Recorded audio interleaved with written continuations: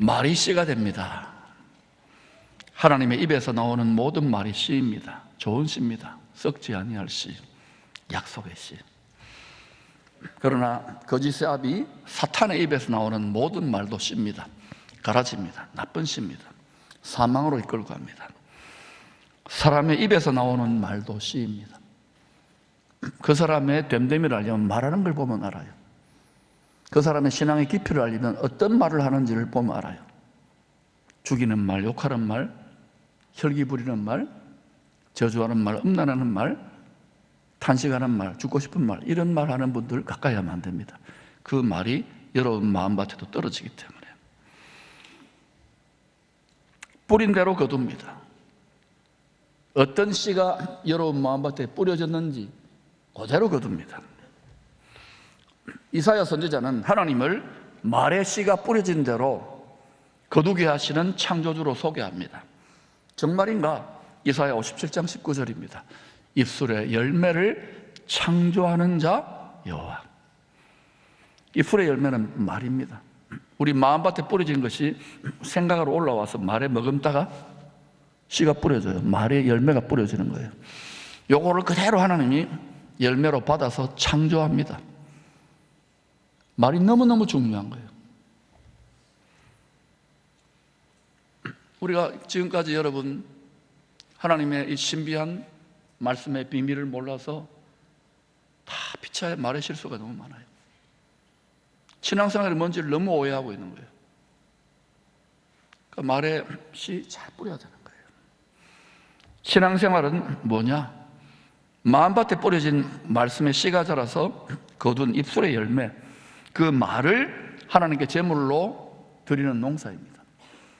이것은 뭐 교회 와가지고 뭐 형제님 자매님 축복합니다 이런 가면을 쓴 말 말고, 여러분이 일상 속에 집에 있을 때, 홀로 있을 때, 또는 마음을 털어놓는 사람들 사이에 무슨 말을 하는지 그걸 하나님이 다 받아요. 그때 여러분 무슨 말을 합니까?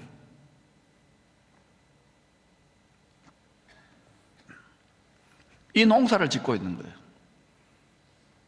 주님을 닮은 마음밭을 잘 지으면 어떤 상황에서도 말의 열매, 입술의 열매가, 그냥 원리를 아니까, 비밀을 아니까 하나님의 말을 해서 내 마음을 천국으로, 좋은 마음밭으로, 에덴 동산으로 가꿀 줄 알아야 돼요. 이거를 못하면 영이니까, 뱀이, 사탄이 영이니까 들어와서 쑥대밭을 만들어버려요. 신앙생활은 여러분 끝까지 섰다고 생각할 수 없어요. 우리 마음이 하나님의 집, 또는 우리 마음밭이 좋은 마음밭, 잘 가다가도 끝에 가서 무너지는 겁니다. 그래서 잘 깨워서 모든 일을 피하고, 주의 때 모든 일을 피하고 주 앞에, 보좌 앞에 서기를 힘써라는 것입니다. 신앙생활이 진짜 말의 씨가 자라서 입술의 열매를 하나님께 제물로 드린 농사가 맞느냐? 호세아서 14장 2절입니다. 같이 읽어볼까요? 시작. 우리가 수송아지를 대신하여 입술의 열매를 주께 드리리이다. 구약시대 때는 하나님이 택정하신 흠없는 가축들, 짐승, 소, 양이고 염소고, 신약시대는 뭡니까? 뭐 헌금이라든지 우리의 헌신을, 삶을 말해요. 그런데 입술의 열매를 하나님 받는다는, 헌금이 중요한 게 아니고 수송아지가 중요한 게 아니고, 거기 드려지는 마음을 통하여 우리가 꼭 말로 표현 안 하더라도 그 말의 향기, 그 말의 열매를 하나님이 제물로 받으세요. 그래서 여러분 늘 하나님의 말을, 말의 씨를 뿌리려고 노력해야 돼요. 히브리서 13장 15절입니다. 같이 읽으십시다. 시작. 그러므로 우리는 예수로 말미암아 한송 찬상의 제사를 하나님께 드리자. 이는 그 이름을 증언하는 입술의 열매입니다. 우리 예수의 증인입니다. 왜 여러분 예수의 증인이 되기를 싫어하냐면은, 내 하나 살기도 힘든데 내 마음이 아닙니다. 살기 위해서 복음을 전하고 예수를 증거하는 거예요. 그러면 어떤 일을 하냐? 처음에는 괴롭고 오해하고 하나님 뜻이 뭐 이 지경이냐 이러겠지만 결국 어때요? 입술의 열매가 점점 우리 마음의 밭에 뿌려진 복음의 씨앗, 피로 뿌린 씨앗이 생각이 말씀으로 그리스도의 할례, 마음밭에 할례가 일어나서 찬송하게 되는 거예요. 감사하게 되는 거예요. 주님이 나를 죽기까지 사랑하셨군요. 이 사랑이 부어지는 거예요. 그래서 얼마나 우리가 이기적이고 욕심꾸러기로 이 마음 그대로 사랑합니까? 맨날 어때 예수의 피를 울고 먹기만 하고 예사로 져짓고 이러면 안 되는 거예요. 찬송의 제사를 드릴 수 있기를 축원합니다. 오늘 본문은 씨 뿌리는 비유를 주님이 직접 해석해 주신 말씀입니다. 누가 해석했다고요? 박 목사가 해석한 게 아닙니다. 위대한 신학자가 해석한 게 아니에요. 성경을 다 풀어낼 수 있는 완전한 지혜자신 주님이 직접 해석해 주신 말씀이에요. 토달 게 없는 거예요. 이제 이 씨 뿌리는 비유에 숨어있는 천국의 비밀을 살펴보십시다. 무한히 많은 비밀들이 숨어있지만 그 중에 세 가지만 살펴보십시다. 첫 번째, 말씀의 씨를 뿌리는 자는 반드시 수고의 눈물을 흘리게 됩니다. 농부들이 내가 씨 뿌리고 농사 지으면 잘 거둘 것 같잖아요. 귀농귀촌한 사람들이. 실패하는 분들이 굉장히 많아요. 이유가 뭔지 아십니까? 씨를 뿌렸다고 다 열매를 맺는 게 아니기 때문에. 신앙생활도 마찬가지예요.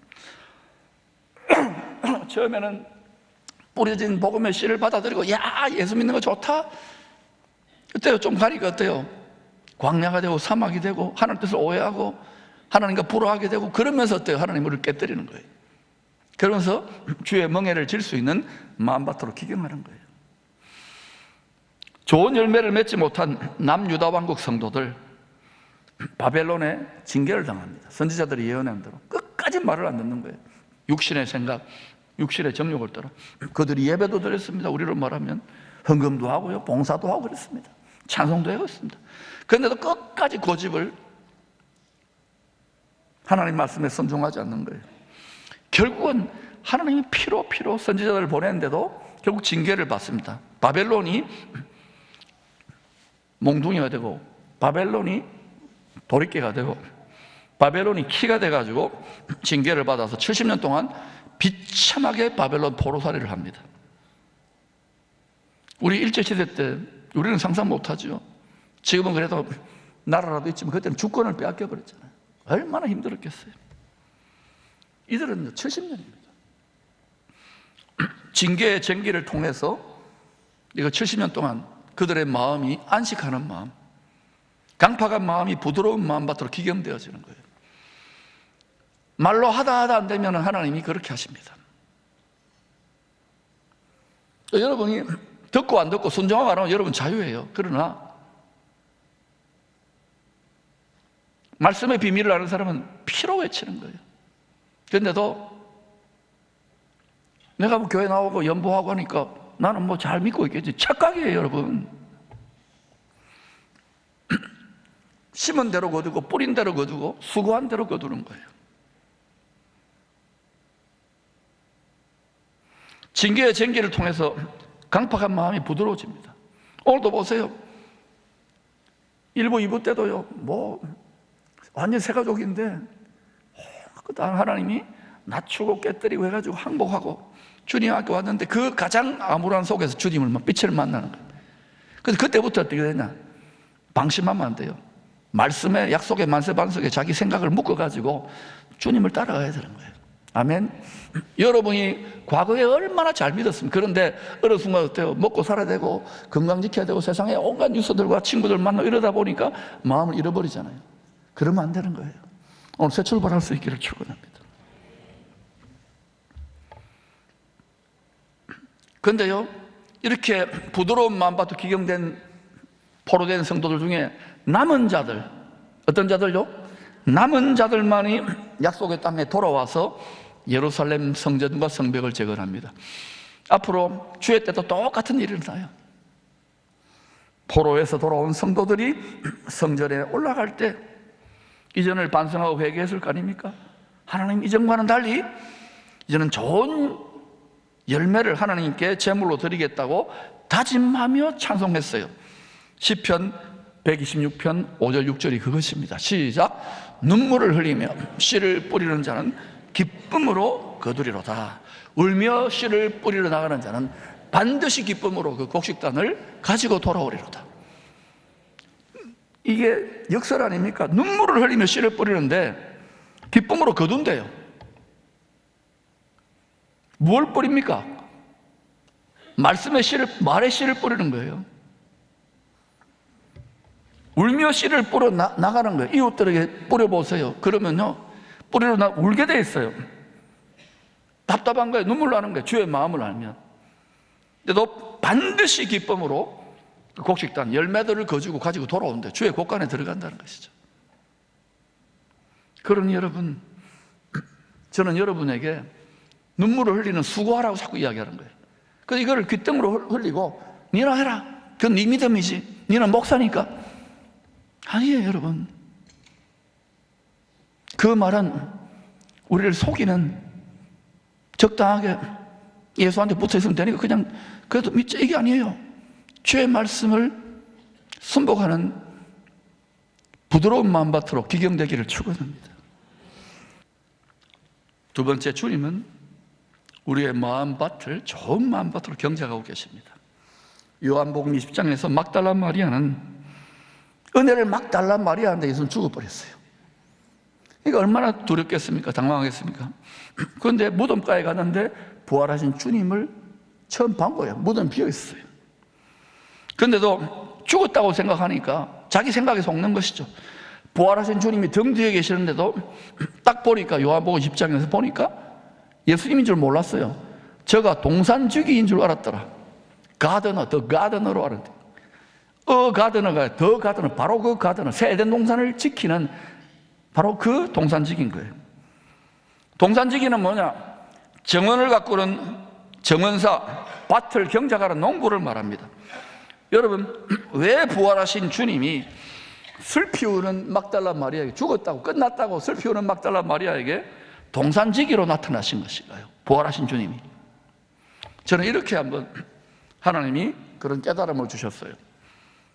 이제부터 내가, 부활한 내가 너희들 내 말씀의 씨가 뿌려진, 육체가 되어서 시험당하고 슬피 울고 오해하고 이런 우리들에게 말씀의 씨가 뿌려진 성도들의 마음밭에, 제자들의 마음의 텃밭에서 내가 이제 영으로, 여호와 영, 성령이 그리스도의 영으로 일하실 것을 알려주시기 위함입니다. 예수님이 죽어서 부활했기 때문에 여호와 영, 성령이 그리스도의 영이 된 거예요. 그러니까 우리 마음밭에서 그리스도의 영이 일하고 계시는 거예요. 할렐루야. 주님은 쉬지 않고 눈물을 흘리면서 텃밭을 가꾸고 씨를 뿌리고 계세요. 여러분이 보이는 것에, 들리는 것에만 집중하면, 육체로 생각하면 이게 느껴지지 않아요. 그러나 여러분, 우리 안에 역사하고 계신다는 걸 믿으시기를 바랍니다. 이게 안 믿어지면요, 한평생을 헤매는 거예요. 길가, 돌밭, 가시떨기 같은 우리 마음밭에서 그리스도의 영, 성령으로 일하고 계시는 주인의 멍에를 메고, 그리스도의 멍에를 메고 함께 밭갈이를 하면 도와드리는 거예요. 이랴 하면은 예 주인님 하고 소와 나귀처럼 주인이 우리 위에 주의 영으로 있다고 생각, 그 영을 따라가는 거예요.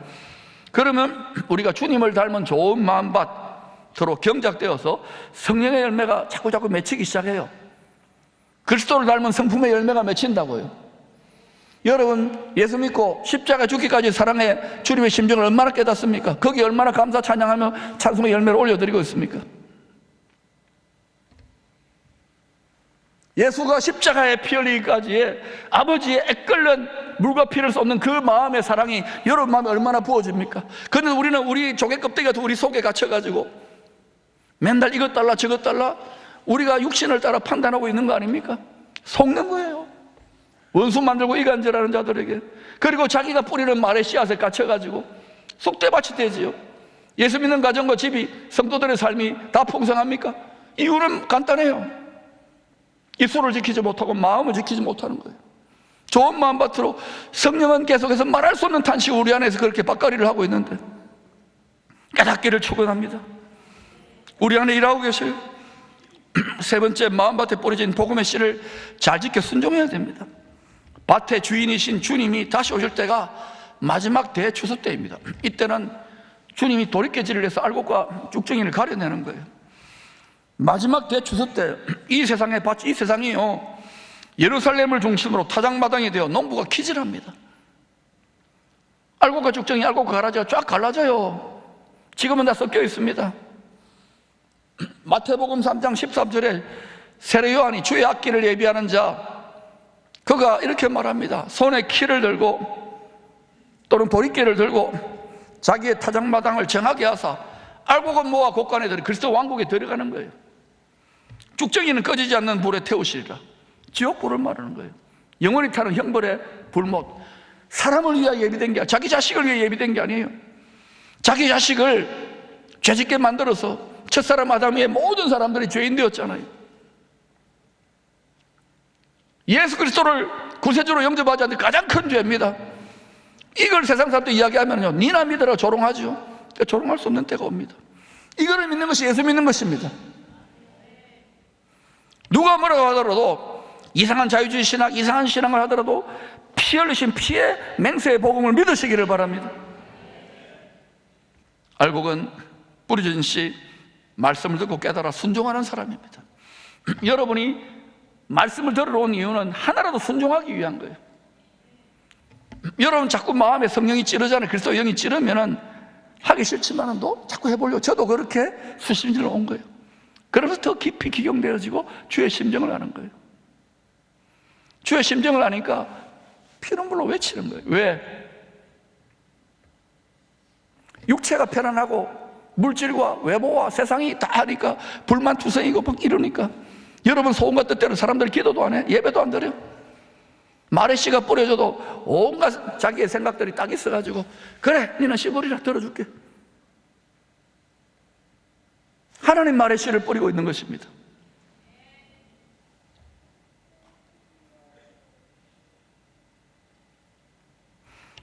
길가, 돌밭, 가시떨기 같은 마음밭을 부지런히 좋은 마음밭으로 경작한 성도는요, 당연하게 주님을 사랑하고 멍에를 지고 주의 말씀에 순종하게 되어 있습니다. 그것도 기꺼이 묵묵히. 누가 막 이렇게 변명할 것도 없고 그냥 지고 가는 거예요. 이게 특별히 주의 종들의 사명이고, 교회 중한 직분, 중한 멍에를 짊어진, 무거운 멍에를 쉬운 멍에입니다. 그걸 짊어진 자들의 사명인 거예요. 얼마나 우리가 말이 많은지요. 자기가 재판관이에요. 여러분이 몰랐다면 회개하고 마음을 지키고 생각을 지키고 입술의 열매를 새롭게 하시기를 축원합니다. 마태복음 11장 29절입니다. 같이 읽을까요? 시작. 나는 마음이 온유하고 겸손하니 나의 멍에를 메고 내게 배우라. 그리하면 너희 마음이 쉼을 얻으리라. 뭘 배우면? 주의 마음을 배우는 거예요. 주님의 마음을 본받는 거예요. 그리스도의 좋은 마음밭. 기꺼이 우리의 멍에를, 주의 멍에를, 주님이 멍에를 맸어요. 주님이 우리 몫이 된 십자가를 주신 그거를 묵묵히 기꺼이 이것을 맬 때, 이것을 깨달을 때 그냥 안 됩니다. 십자가의 사랑이 좋은 마음밭으로 좋은 그릇으로 기경되었을 때, 여기에 부어질 때 그 마음이 일어나는 거예요. 지식이 아닌 거예요. 여러분의 종교적 경험이나 화려한 종교적인 수사들이 아닙니다. 예레미야는 남유다 성도들이 다 죽쟁이가 되어가니까 바벨론을 들어 피눈물로 타작할 수밖에 없었던 하나님의 상한 마음을 대변했던 눈물의 선지자입니다. 여러분 예레미야서를 읽어보세요. 안 읽어본 분들이 많을 겁니다. 하나님 아버지 애끓는 심정을 느껴보라니까요. 오죽하면 자기 맏아들을 십자가에 매달아야만 됐을까. 그런데 예레미야 35장은 이 알곡과 죽정이를 키질할 때, 추수 때 이방인 출신, 유대인도 아닙니다. 이방 혈통인 내갑 족속 사람들이 말씀에 순종하는 알곡이라고 칭찬했어요. 하나님이 딱 보니까 다 아브라함 혈통들은 다 딴짓하는데 이방인 내갑 족속들은 조상들이 하나님 말씀 전해준 그 마음밭에 뿌려진 씨앗대로 대대로 좋은 마음밭을 기경해서 좋은 열매를 맺어가니까 하나님 뭐라고 하느냐? 바벨론을 들어 돌이깨질을 할 때, 키질을 할 때, 심판의 때에 너희들은 특별히 구별하여 영원토록 나의 보좌 내 앞에 너희 후손들은 끊어질 자가 없을 것이다. 특별한 보호를 지켜 보호할 것을 약속받습니다. 저는 저와 여러분의 가정과 자녀들이 그렇게 되기를 바라요. 저는 7년 전부터 외치고 있어요. 성경을 아셔야 돼요. 요한계시록 3장에서도 인내의 말씀을 지킨 빌라델비아 교회 성도들이 장차 온 세상에 임하여 땅에 거하는 자들 타작할 때, 추수할 때, 알곡과 쭉정이 알곡과 가라지를 가려낼 때 보호를 받아 특별한 보호가 있는 거예요. 알곡으로 추수되어 주의 곡간, 그때 왕국으로 들어가게 하실 것을 약속받습니다. 그리고 여러분, 빌라델비아 교회 성도들은 21세기의 레갑 족속이라고 생각하면 돼요. 저는 저희 사랑하는 후손들을 위해서 눈물로 기도합니다. 주여, 여러분도 여러분 자신뿐만 아니라 여러분의 자손들을 위해 기도하시기를 축원합니다. 반드시 일어날 일이기 때문에. 할렐루야. 예수 믿지 않는 것, 예수 영접하지 않는 게 가장 큰 죄입니다. 세상 법정에서는 딴소리 하겠지만은 여러분, 그날이 옵니다. 두려워하지 마시고 준비하세요. 준비. 성경을 많이 읽으세요. 말의 씨를 머금고 씨를 뿌리세요. 혈기대로 하지 마시고, 여러분 상처대로 하지 마시고, 육신의 판단대로 하지 마시고 하나님 말을 성경 말을 뿌리세요. 할렐루야. 입술의 열매가 창조되어집니다. 씨 뿌리는 비유를 통하여 살펴본 세 가지 가르침 다시 정리합니다.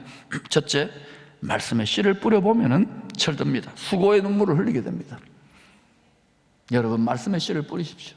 생활선교사, 우리가 살기 위해서 씨를 뿌리라는 거예요. 그래야 기쁨으로, 반드시 기쁨으로 거두기 때문에 그날에 후회하지 말란 말입니다. 두 번째, 주님은 우리의 마음을 좋은 마음밭으로 경작하고 그리스도의 영으로, 성령으로 깨닫지 않으면, 기도하지 않고서 말씀 안 보고 어떻게 우리가 부드러운 주의 마음밭을 됩니까? 순종하지 않고 어떻게 됩니까? 네 한번 해봐라. 은혜 끼쳐봐라. 기분 좋은 감언이설 하는 게, 여러분, 그런 말 들으면 안 돼요. 그런 말 들으면 망합니다, 여러분. 점점 쭉쟁이가 돼가요. 세 번째, 마음밭에 뿌려진 복음의 씨앗. 여러분이 좀 헤매이고 그러더라도 절대로 여러분, 성전들만 밟더라도, 예수 십자가 피만 외치더라도 그 복음에 뿌려진 씨를 끝까지 잘 지켜 순종해야 됩니다. 지금 평화로울 때잖아. 자유도 이렇게 좋은 시설에서 얼마든지 신앙의 깊이를 더해갈 수 있는데 종교가 되어버렸어요. 육체를 따라 생각하고 육신의 정욕을 따라 비나이다. 그러면 타종교에서 얼마든지 합니다, 여러분. 더 많이 합니다. 하나님의 소원, 하나님의 뜻을 여러 말로 기도할 수 있기를 축원합니다. 여러분, 이 땅을 사는 동안 우리들이 무엇으로 심든지, 무엇으로 뿌리든지 심은 대로 뿌리는 대로 거두게 될 것입니다. 썩어질 육체, 또 주의 심판임을 이 세상을 위해서 여러분 많이 심습니까? 그것만을 위해 심습니까? 그것만을 위해 기도합니까? 그래서 예수 믿는 것 여러분 제대로 깨닫지 못한 거예요. 그거 해야죠. 돈도 벌어야 되고 또 자식 키워야 되고 좋은 학교 가야 됩니다. 그런데 여러분, 영생을 위하여, 성령을 위하여, 천국을 위하여 심는 것이 진짜 신앙생활입니다. 예수님은 선지자와 사도들은 전부 다 심었어요. 우리는 그렇게 할 수 없어요. 우리는 십시일반처럼 하는 거예요. 그것도 안 한다? 여러분 뜻대로 하십시오. 그래서 계속해서 비나이다. 갈라디아서 6장 7절 8절 읽겠습니다. 시작. 사람이 무엇으로 심든지 그대로 거두리라. 자기 육체를 위하여 심는 자는 육체로부터 썩어질 것을 거두고 성령을 위하여 심는 자는 성령으로부터 뭘 거두어요? 영생을. 성령을 위하여 영생, 부활, 천국을 위하여 복음의 씨를 많이 뿌리십시다. 우리 마음밭에 자손들에게, 이웃들에게, 여러분 믿음의 분량대로. 그러면 반드시 그날에 기쁨으로 곡식당, 열매를 가지고 주 앞에 서게 되는 날이 올 것입니다. 인생의 지혜자들이 다 되십시다. 눈물을 흘려서라도 씨를 뿌릴 수 있다면 좋겠습니다.